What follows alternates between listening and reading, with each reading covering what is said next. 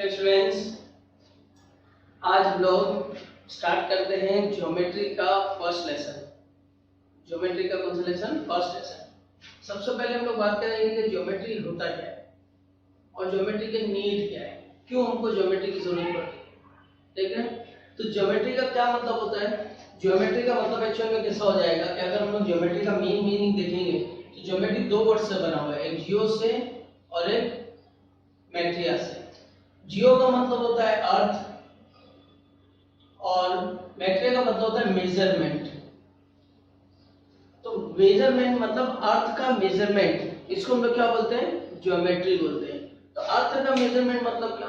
अभी हम लोग स्टार्टिंग से सुनते आ रहे हैं कि बादशाहों के जमाने में भी, राजा महाराजा के जमाने में भी क्या होता था? जमीन का मेजरमेंट होता था। तो जमीन का मेजरमेंट मतलब ये है कि जमीन हम लोग स्टार्टिंग से मेजर करते हुए आ रहे हैं। फिर आप देखेंगे कि ह्यूज स्ट्रक्चर्स हमारे 3000 साल पुराने हैं, क्रिश्चियन एरा से भी बहुत पहले के बनाए हुए जो पिरामिड्स वगैरह हैं, बहुत ही ह्यूज स्ट्रक्चर्स हैं। वो इतने ह्यूज स्ट्रक्चर आए कैसे, बने कैसे? यानी जाहिर सी बात है कुछ ना कुछ तो नॉलेज होगा। बताते हैं कि एक एक पत्थर जो है 2-2 टन का पत्थर होता था। एक एक पत्थर जो है 2-2 टन, एक टन होता है 1000 किलोग्राम, एक यानी 2 टन का मतलब कितना हो गया? 2000 किलोग्राम। तो वो जो इतने ह्यूज है, जैसे आप देखो ये फोटो के अंदर, इस फोटो के अंदर दिख रहा है कि इतने ह्यूज पत्थर कहां से आए, कैसे आए। तो ये जो चीज है ना, ये हम लोग देखते हैं। इसका मतलब है कि नॉलेज कहीं ना कहीं से इनिशियली आ रहा है, चल रहा है। इसको पूरा एक सिस्टम से पढ़ना, इसको एक बेसिक लेवल से पढ़ते हुए पूरा हायर लेवल तक जाना, ये हम लोग ने अभी लेटेस्ट फॉर्म में इसको एजुकेशन सिस्टम में प्रोवाइड किया हुआ है। लेकिन नॉलेज जो है हमारा पुराना चलता आ रहा है। तो ज्योमेट्री में आज जो हम लोग पढ़ेंगे वो सारी चीजें वो बेसिक होंगी जो हम लोग का एक बेस बनाएंगे और आगे के मेजरमेंट्स के लिए हमारे लिए क्या होता है कि आसानियां होती जाएंगी। जैसे आज के हम लोग जो ज्योमेट्री पढ़ेंगे उसमें क्या होगा, हमारे फाउंडेशंस आएंगे, उस फाउंडेशंस के ऊपर हमको फिर बिल्डिंग के जो है फ्लोर्स को बढ़ाते हुए जाना है। तो आज हम लोग जो बात करेंगे एकदम सिंपल और बेसिक चीजें की बात करेंगे। हमारा जो फर्स्ट चैप्टर है ज्योमेट्री के अंदर, उसके अंदर हम लोग उसकी बात करेंगे, ज्योमेट्री का फर्स्ट लेसन। ठीक है, तो स्टार्ट करते हैं ज्योमेट्री का first chapter, basic concepts in geometry. तो बेसिक कांसेप्ट्स इन ज्योमेट्री क्या है? पहली चीज तो ये समझ लीजिए कि ज्योमेट्री के अंदर कुछ चीजें ऐसी हैं जिनको हमको सपोज करना है कि ये ट्रू है विदाउट एनी प्रूफ, जिनको हम प्रूफ भी नहीं कर सकते। हाँ, कुछ चीजें ऐसी होती हैं जो विदाउट प्रूफ हमको सपोज करना है। जैसे कि एग्जांपल मैं आपको देता हूँ पॉइंट की। जैसे पॉइंट है, ठीक है, अब इस पॉइंट के बारे में आप क्या डिफाइन करोगे? What is point? अगर किसी बच्चे को बोला जाए कि पॉइंट ड्रॉ करो, एक पॉइंट बनाओ, तो क्या होगा? ये पॉइंट बना दिया। अब ये भी एक पॉइंट है, ये भी एक पॉइंट है, मैंने एक और बना दिया, ये भी एक पॉइंट है, लेकिन सबकी साइज अलग अलग है। तो यहाँ पे पॉइंट से क्या डिफाइन होएगा? यानी डिफाइन किसको बोलेंगे कि जिसका हमारा एक्चुअल डेफिनेशन उसको ड्रॉ कर सकते हैं, जिसमें हम एक डेफिनेशन के हिसाब से उसको लिख सकते हैं। लेकिन यहाँ पे पॉइंट का कोई डेफिनेशन नहीं है। हम अगर बोलते हैं कि व्हाट इज पॉइंट, तो we can not define point, but we can understand what is point. कोई अगर हमसे कोई क्वेश्चन पूछता है कि अगर हमको बोलता है पॉइंट, तो हमारे दिमाग में आ जाता है कि हाँ एक पॉइंट इस तरह से एक कोई फिगर होता है, ठीक है। लेकिन अगर कोई इसको बोलेगा कि इसको डिफाइन करो, तो इसकी कोई डेफिनेशन नहीं है। तो कुछ चीजें ऐसी होती हैं ज्योमेट्री के अंदर जिनको हमको मान लेना है, हाँ ये सही है, ये ट्रू है, ये चीज यही है, इसको जो बोलते हैं ये ऐसी है। क्यों है ऐसी हमको नहीं मालूम। ऐसी चीजों को हम लोग क्या बोलते हैं? एक्सियोम्स बोलते हैं। क्या बोलते हैं? एक्सियोम्स बोलते हैं। तो ये जो एक्सियोम्स होते हैं, these are the facts or concepts which are considered to be true without any proof। क्या होंगे ये? कुछ फैक्ट्स होंगे या कंसेप्ट्स होंगे which are considered to be true, वो ट्रू है without any proof। अब फॉर एग्जांपल जैसे मैंने पॉइंट कर दिया, वैसे ही हम लोग लाइन की बात करते हैं। तो लाइन किसको बोलेंगे? लाइन एक ये स्ट्रेट लाइन ये हो गई हमारे पास, this is called a line. अब ये लाइन, इस चीज को हम लाइन बोलेंगे। नॉर्मली हम लाइन को क्या बोलते हैं? अ सेट ऑफ पॉइंट्स बोलते हैं। क्या बोलते हैं? सेट ऑफ पॉइंट्स, ठीक है। अब ये लाइन है, अब ये जो चीज है ये क्या है? क्या ये लाइन है? ये भी तो सेट ऑफ पॉइंट्स है ना, लेकिन क्या लाइन है? हम बोले नहीं नहीं ये लाइन नहीं है, लाइन ये है। तो जब ये लाइन है तो हमने कैसे मान लिया, क्या डेफिनेशन इसकी, तो एक बार हमने कंसीडर कर लिया कि वो स्ट्रेट होगी, हम उसको लाइन बोलेंगे, कर्व होगी तो वो लाइन नहीं होगा, कर्व हम इसको बोलते हैं क्या, कर्व लाइन बोलते हैं, क्या बोलते हैं, कर्व लाइन। ये भी लाइन है लेकिन कर्व है, ठीक है ना। तो इस तरह से लाइन को हम डिफाइन नहीं कर सकते हैं, पॉइंट को हम डिफाइन नहीं कर सकते हैं। वैसे प्लेन की बात करते हैं कि अगर हमारे पास कोई पीस ऑफ पेपर है या फिर हमारे पास कोई भी एक एरिया है, उस एरिया को हम क्या बोलेंगे, क्या ये प्लेन है। अब ये जो प्लेन है ये कोई भी शेप का हो सकता है, ठीक है। अब कोई भी शेप का प्लेन हो जाएगा तो इसको, इसकी डेफिनेशन क्या है, इसको भी हम लोग डिफाइन नहीं कर सकते हैं। तो पॉइंट हो गया, लाइन हो गया, प्लेन हो गया। जैसे हमारी बात करते हैं नंबर्स की बात करते हैं तो 1 2 3 4 ये नंबर्स हो गए। जैसे कि 1 को लिखना कैसे, 1 हम लोग ऐसा लिखते हैं, है ना, या कोई ऐसा लिख देता है तो ये अंडरस्टूड है कि ये 1 है, ये 1 है, ठीक है। ये क्या है, 2 है, अब ये 2 ऐसे ही लिखना, 3 ऐसे ही लिखना, ये सब डिफाइन हो गया। लेकिन अभी हम लोग क्या करेंगे, इसको कोड लैंग्वेज भी बोल सकते हैं हम लोग, ये सेट हो गया जैसे कि इसको हम ये बोलेंगे, इसको ये बोलेंगे, अब ये फिक्स हो गया। तो ऐसी चीजों को हम नॉर्मली क्या बोलते हैं, एक्सियोम्स बोलते हैं। तो ये जो चीजें हमारे पास में कैसे आएंगी, ये इस तरह से आएंगी कि हमारे पास में क्या है, वो है ट्रू, हम उसको समझेंगे भी और समझ में आएगा भी हमारे, हमने कोई चीज बोला तो हमारे दिमाग में वो चीज आ जाएगी, लेकिन हम उसको डिफाइन नहीं कर सकते, उसका एक प्रॉपर डेफिनेशन नहीं लिख सकते। तो इसको हम लोग क्या बोलेंगे, एक्सियोम्स बोलेंगे।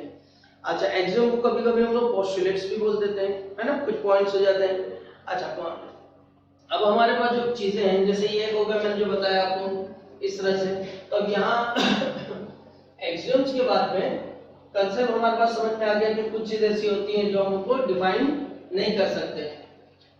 उसी में एक चीज और होती है जो कोऑर्डिनेट्स होते हैं, points and coordinates, points and coordinates, ठीक है। उसी चीज में एक चीज होती है पॉइंट्स एंड कोऑर्डिनेट।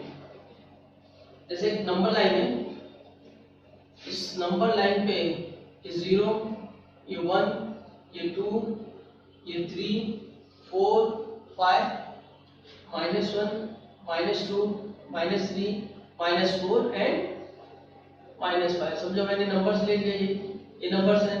नॉर्मली आपको मालूम होगा कि 0 के राइट साइड में क्या होता है, सब पॉजिटिव नंबर्स होते हैं, 0 के लेफ्ट साइड में क्या होता है, सब नेगेटिव नंबर्स होते हैं। अब ये राइट साइड कौन सा है, लेफ्ट साइड कौन सा है, हमेशा बच्चे कंफ्यूज होते हैं, अरे राइट साइड कौन सा है, लेफ्ट साइड कौन सा है। तो सब सिंपल इसके एक चीज को बता देता हूँ कि जैसे हमारे पास टेक्स्ट बुक है, ठीक, तो टेक्स्ट बुक हमारे हमेशा किस पे रहती है, फ्रंट पे ऐसी रहेगी। तो टेक्स्ट बुक जब हमारे फ्रंट में है तो हमारा राइट टेक्स्ट बुक का राइट होगा, हमारा लेफ्ट टेक्स्ट बुक का लेफ्ट होगा। जैसे अब मैंने अपना फेस इसकी तरफ कर दिया, बोर्ड की तरफ कर दिया, तो मेरा बोर्ड की तरफ फेस है। अब मेरा राइट कौन सा है, मेरा राइट ये है तो ये पॉजिटिव रहेगा, मेरा लेफ्ट कौन सा है ये, तो ये सिर्फ नेगेटिव रहेगा। तो 0 के राइट साइड में, तो मैंने जो इधर किया 0 के राइट साइड में पॉजिटिव, 0 के लेफ्ट साइड में नेगेटिव। अगर आपको कहीं टेक्स्ट बुक में लिखा हुआ मिलेगा कि राइट कॉर्नर में आपको ये लिखना है, तो राइट कॉर्नर क्या होगा, आप टेक्स्ट बुक को फ्रंट में देख रहे हैं राइट साइड, तो आपका राइट में, तो राइट कॉर्नर आपका इस तरफ चला जाएगा। जब बोलेंगे लेफ्ट कॉर्नर में देखना है तो आपको लेफ्ट कॉर्नर उधर चला जाएगा, ठीक है। तो ये सी 0 के राइट में क्या होगा, 1 2 3 4 5, 0 के लेफ्ट में -1, ये नंबर हो गए।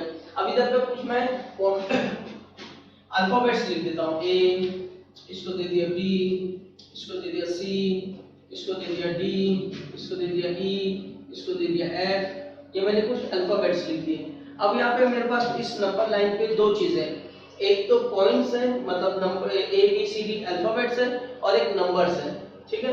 तो अब इन दोनों में रिलेशन क्या है, जैसे मैं पूछूंगा कि अल्फाबेट ए कहाँ पर है, तो हम बोलेंगे वो -5 पर है। कहाँ पर है वो, -5 पर है। तो -5 जो है ये मेरा क्या हो जाएगा, ये ए का कोऑर्डिनेट हो जाएगा, ए का क्या हो जाएगा, कोऑर्डिनेट।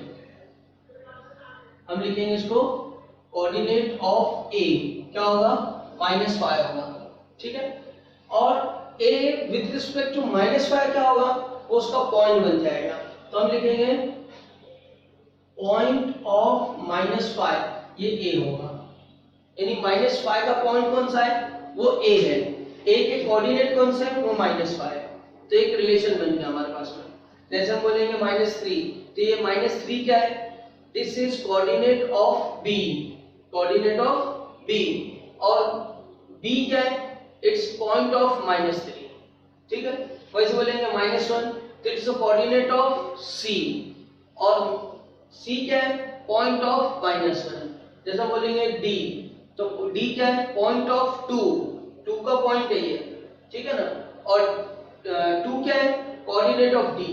वैसे C E क्या है, ये हम लोग बात कर रहे हैं तो बोलेंगे E क्या है इधर पे, E is the point of 4, this number 4 का पॉइंट क्या है, E है, और इसका कोऑर्डिनेट क्या है, E का कोऑर्डिनेट क्या है, तो E का कोऑर्डिनेट 4 है। बात समझ में आ गई। तो कोऑर्डिनेट बोलेंगे तो नंबर्स लेंगे, पॉइंट बोलेंगे तो अल्फाबेट्स लेंगे। तो यहाँ पर अगर कोई पूछेगा फाई के बारे में तो फाई का पॉइंट क्या है, तो जो अल्फाबेट है वो बात करेंगे कि अल्फाबेट F है तो पॉइंट का इसका फाई का पॉइंट F है, और इसका कोऑर्डिनेट क्या है, तो ये जो नंबर है वो कोऑर्डिनेट क्या है, तो ये आ जाएगा फाई। समझ में आ गया। अभी जो कोऑर्डिनेट्स आ गए हमारे पास, तो हम लोग नंबर से या कोऑर्डिनेट से फायदा क्या होता है। अब जैसे हमने नंबर लाइन लिखा तो हमने लिखा 0, फिर लिखा 1, फिर लिखा 2, फिर 3, फिर 4, एक नॉर्मल नेचुरल नंबर की तरह हम लोग बढ़ाते गए, है ना। अब यहाँ पर ये जो डिस्टेंस है ना, ये यहाँ से आकर का हम लोग इसको क्या बोलते हैं, 1 यूनिट, 0 से 1 का है 1 यूनिट, 1 से 2 एक और यूनिट, 2 से 3 एक और यूनिट, 3 से 4 एक और यूनिट, एक यूनिट है। अगर हम लोग इसको एक्चुअल देखेंगे तो ये जो डिस्टेंस होगा 0 से 1 के बीच का जो डिस्टेंस होगा वो सेम होगा 1 से 2 के बीच का, ऐसा तो होगा नहीं ना। जैसा हमारे नंबर लाइन में इधर हमने 0 ले लिया, इसको हमने 1 ले लिया, अब इसको हमने 2 ले लिया, ऐसा चलेगा क्या। नंबर लाइन में अगर मैं बना दूं तो 0 लिखा, फिर ये बाजू में उसको 1 लिखा, फिर बहुत दूर जाके 2 लिख दिया, चलेगा। फिर उसके बाद क्या किया मैंने, फिर उसके बाद में इधर थोड़ा सा स्पेस देके 3 लिखा, फिर ये लंबा लेके जाके उसको 4 लिख दिया, ऐसा नंबर लाइन बनाया। तो मैंने बोले यार ऐसा कैसा बना दिया आपने, ये तो गलत बना दिए। तो आप लोग कैसे समझ में आया ये गलत है। गलत इसलिए है क्योंकि ये जो मैंने डिस्टेंस है इसको मेंटेन नहीं किया, इसको मैंने क्या किया, मेंटेन नहीं किया। कोई छोटा डिस्टेंस, कोई बड़ा डिस्टेंस, है ना, कोई भी मर्जी, अपनी मर्जी के हिसाब से मैंने इसको दे दिया, तो ये मेंटेन नहीं हुआ। तो ये नंबर लाइन का फॉर्मेट नहीं है। नंबर लाइन का फॉर्मेट क्या होता है कि 0 1 2 3 4 5 ये इक्वल डिस्टेंस पे आते हैं, इक्वल डिस्टेंस पे। जैसे आपके स्केल होती है, स्केल पे आप देखेंगे ना कि टोटल छोटी स्केल रहेगी अपनी तो वो 15 सेंटीमीटर की होती है, और बड़ी स्केल होती है तो 30 सेंटीमीटर की होती है। तो उसमें जो नंबर मार्किंग होती है 0 से लेके 1, तो उसमें कितने होते हैं, छोटी छोटी 10 लाइन होती हैं। हर छोटी लाइन को 1 mm बोलते हैं, और 0 से लेके 1 को हम 1 सेंटीमीटर बोलते हैं, है ना। तो ये जो 0 से 1 गया ये इक्वल होता है, फिर 1 से 2 के बीच में भी 10 लाइन आएंगी, फिर 2 से 3 इक्वल डिस्टेंस पे होते हैं, है क्या नहीं। अब इसको एक्चुअल में होते हैं क्या, हम मान रहे हैं कि होते हैं, क्या सही में होते हैं, चेक किया आपने। चेक कैसे करेंगे, आप राउंडर लो, 2 पॉइंट वाला राउंडर जो आपके पास होता है, राउंडर लो, उसके ऊपर रखो 0 और 1 के बीच में, 0 और 1 से टच करो ऐसा 0 और 1 के, है ना। उसके बाद क्या होगा, फिर उठा के 1 और 2 के बीच में रखो तो सेम आएगा, फिर वो 2 और 3 के बीच में सेम, 2 3 के 3 4 के पास सेम, 4 5 के पास सेम। तो आपको समझ में आएगा हाँ डिस्टेंस ऑफ 0 1 1 2 2 3 3 1 सेम है। तो यहां हमको क्या समझ में आया, ये जो नंबर्स होते हैं they are equally spaced, they are equally spaced, एक लेवल पे एक कॉमन सिस्टम से वो लोग होते हैं, एक कॉमन स्पेस से होते हैं, यानी इनमें फर्क नहीं होता है। हम बोर्ड पे बनाने में थोड़ा बहुत फर्क हो जाएगा, यहाँ नहीं चेक करना हाँ सर देखो गड़बड़ नहीं करके, यहाँ की बात नहीं है। ये तो कैसा होता है कि जब हम लोग मेजरमेंट की बात करेंगे उसकी बात कर रहा हूँ, इक्वली स्पेस्ड होते हैं। तो यहाँ पर 0 से 1 ये डिस्टेंस, तो आप डिस्टेंस मेजर कैसे करते हैं।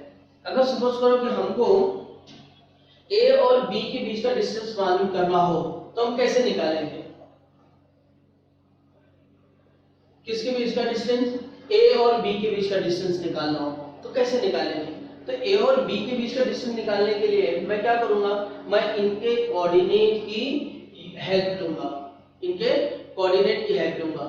तो मैं इधर लिखूंगा कि distance between AB, distance between AB, या फिर मैं इसको लिखूंगा लेंथ ऑफ AB, या कभी कभी मैं ऐसा भी लिख दूंगा AB, ये भी अंडरस्टूड है, it's a length of AB। तो डिस्टेंस बिटवीन AB या लेंथ बिटवीन AB या AB, ये कैसे पता चलेगा मुझको, ये इनके कोऑर्डिनेट से पता चलेगा मुझको। कि इनके बीच का डिस्टेंस कितना है। तो उसके लिए हम लोग क्या करते हैं, हमारे पास फॉर्मूला है larger coordinate minus smaller coordinate, larger coordinate minus smaller coordinate. हम सबसे पहले क्या करेंगे, अगर मुझे डिस्टेंस ए बी निकालना है तो मैं लार्जर कोऑर्डिनेट इन दोनों में देखूंगा, ए और बी में ए का कोऑर्डिनेट क्या है, बी का कोऑर्डिनेट क्या है, उसमें से बड़ा कोऑर्डिनेट किसका है, बड़ा नंबर किसका है। कोऑर्डिनेट का मतलब क्या बताया मैंने, नंबर, और पॉइंट का क्या मतलब बताया मैंने, अल्फाबेट। तो यहाँ पर कोऑर्डिनेट की बात करें, लार्जर कोऑर्डिनेट, तो बड़ा नंबर किसका है, जो बड़ा नंबर रहेगा उसको हम लोग पहले रखेंगे, जो छोटा नंबर रहेगा उसको हम लोग बाद में रखेंगे, फिर दोनों को माइनस करेंगे और चेक करेंगे कि क्या आंसर आता है। इधर पे देखो, यहाँ पर ए और बी की बात कर रहे हैं, तो बी पे -3 है, ए पे -5 है, तो इसमें बड़ा कौन है, बड़ा जो 0 से जितना नजदीक रहेगा वो बड़ा, नेगेटिव के अंदर, नेगेटिव नंबर्स में जो 0 से जितना नजदीक रहेगा उतना बड़ा। तो ये -3 बड़ा है, तो मैं लिखूंगा क्या, कोऑर्डिनेट ऑफ -3 लिखूंगा, ये माइनस इसका। फिर स्मॉलर कोऑर्डिनेट कौन है, -5, तो मैं इधर लिखूंगा -5, ठीक है। अब ये क्या होगा, ये -3 ऐसी रहेगा, माइनस माइनस क्या हो जाएगा, प्लस हो जाएगा, तो लिखूंगा +5, -3 +5, प्लस माइनस क्या होता है, प्लस माइनस माइनस होता है, साइन किसकी आती है, जो भी नंबर बड़ा रहता है। तो इन दोनों में बड़ा कौन है, अभी देखो यहाँ हम लोग कोऑर्डिनेट की बात कर रहे थे तो -3 बड़ा था, अब हमारे पास ये कैलकुलेशन करने के बाद में दो नंबर आ गए, एक -3 और एक 5, तो इन दोनों में बड़ा कौन है, +5, तो +5 बड़ा है तो साइन किसकी आएगी, प्लस की आएगी, और 5 में से 3 क्या क्या बचेगा, 2 आएगा।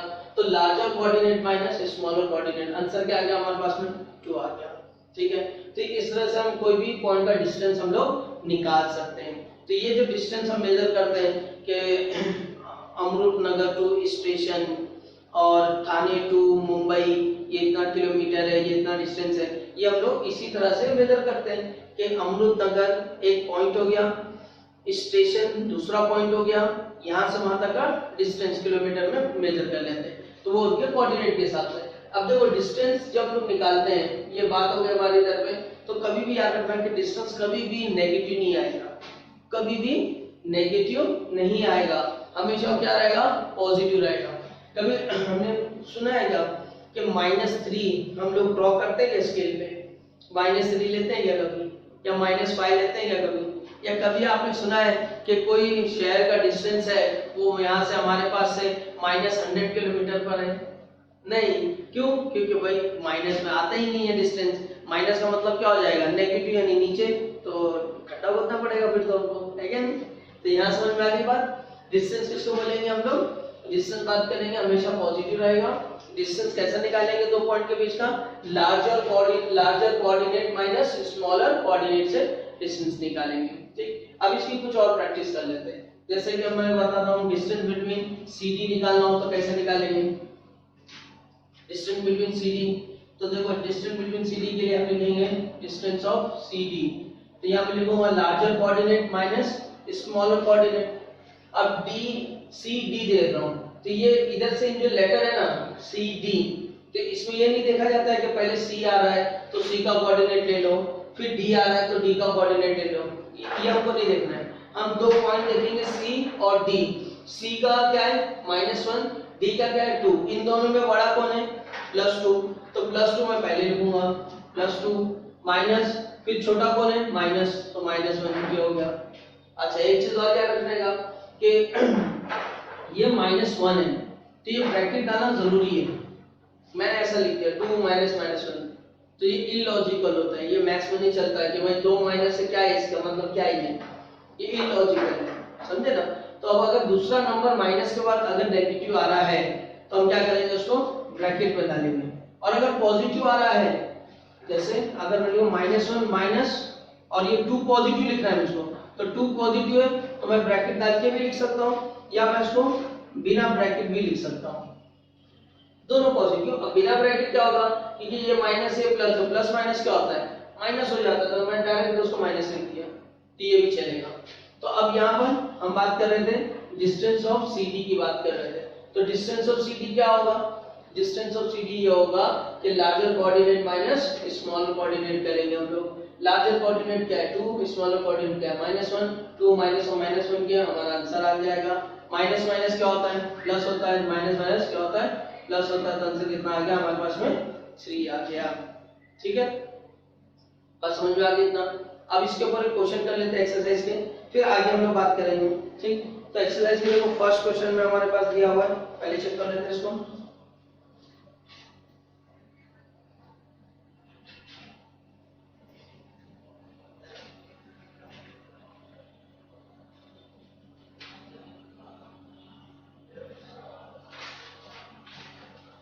क्वेश्चन नंबर एक्सरसाइज में प्रैक्टिस सेट 1.1 में क्वेश्चन नंबर 1 दिया हमको।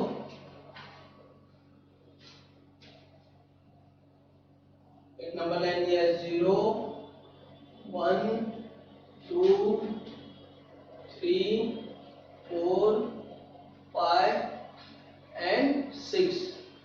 यहाँ दिया हमको -1 -2, ठीक है, -3 -4 -5।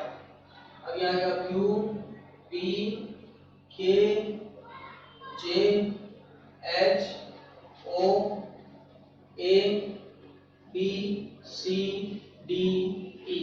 ठीक है, ये दिया हमको। अब हमको पूछ रहा है क्या question, find the distances with the help of the number line given below. तो फर्स्ट क्या हमको दिया है, फर्स्ट हमको दिया है यहाँ पर distance of BE, distance of BE।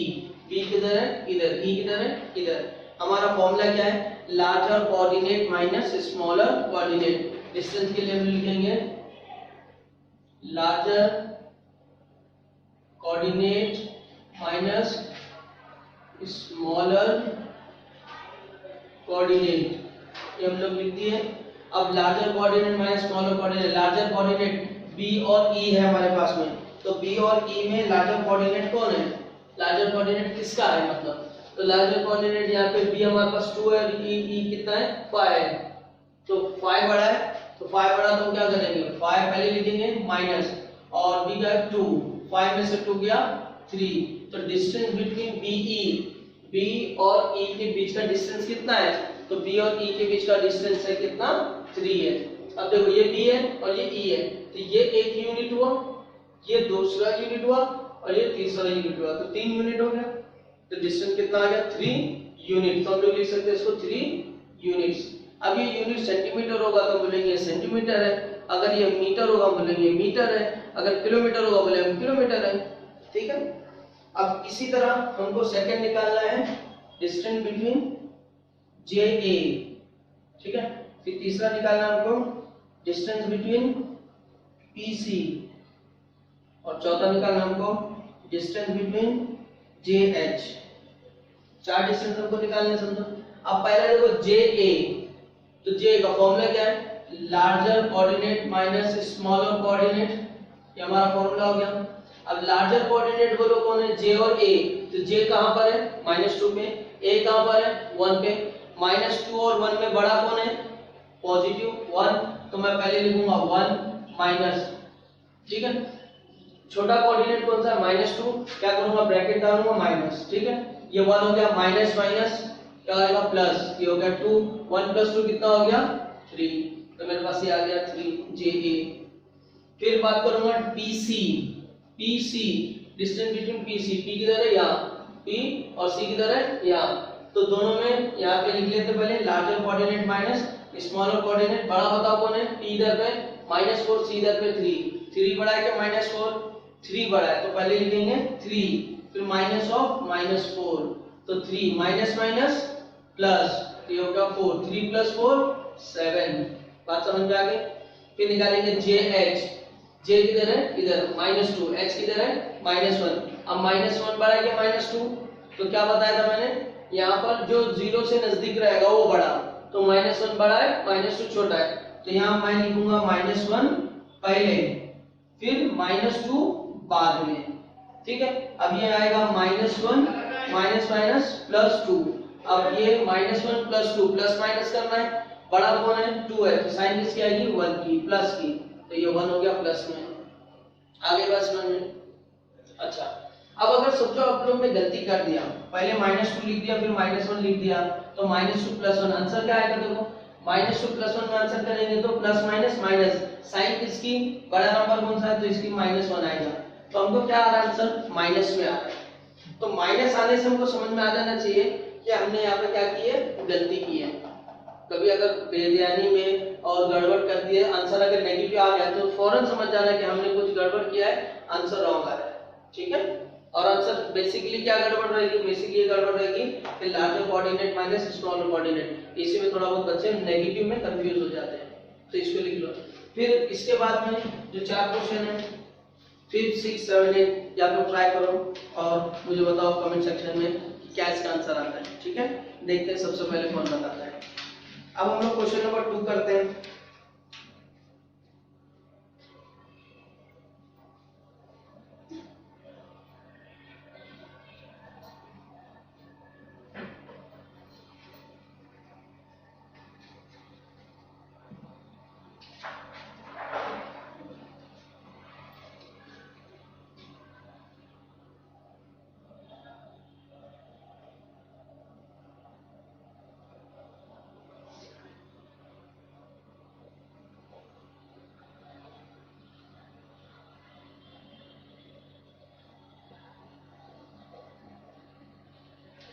Question क्या है, if the coordinate of A is x and the coordinate of B is y, then find distance of AB।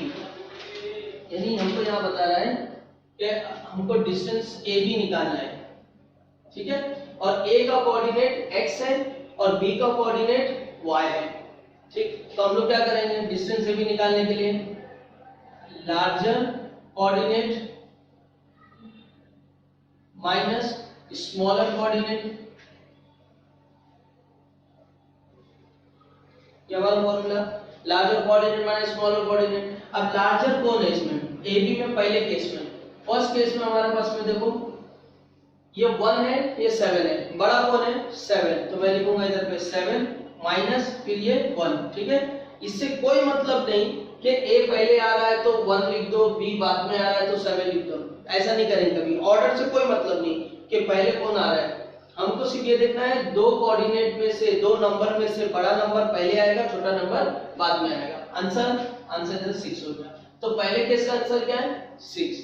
अब दूसरे केस का आंसर क्या आएगा, डिस्टेंस ऑफ AB हमारे पास आएगा larger coordinate minus smaller coordinate. Larger कौन है भाई, इसमें दोनों में ये वाला, तो ये लिख देंगे 6 माइनस इसमें -2 है ना। अब माइनस माइनस क्या होता है, प्लस होता है, 6 + 2 ये होता है 8, ठीक है। फिर तीसरा डिस्टेंस ऑफ AB, तीसरे केस में बड़ा कौन है, बड़ा ये, तो हम लिखेंगे larger coordinate minus smaller coordinate, यानी यहाँ 7 माइनस ऑफ -3, तो 7 माइनस माइनस क्या होगा प्लस, आंसर क्या आएगा 10। तो ये हो गया हमारे पास क्वेश्चन, इसके सेकंड क्वेश्चन। अब इसको सॉल्व कर लो आप लोग, बाकी के 3 जो है, और बताओ उसको इसका आंसर क्या आता है फटाफट, ठीक। इतना सॉल्व कर लो, फिर मिलते हैं नेक्स्ट वीडियो में जिसमें हम लोग क्वेश्चन नंबर 3, 4, 5, 6 आगे क्वेश्चन करेंगे, आगे कंसेप्ट सीखेंगे। तो इसके साथ में इसको पढ़ाई करते रहो, साथ में नोट्स बनाते रहो, जो जो मैं पॉइंट्स बता रहा हूँ उसको साथ में नोट डाउन करते रहो, तो एक अच्छी नोटबुक बन जाएगी आपकी और समझ में भी आता रहेगा। मिलते हैं नेक्स्ट वीडियो में।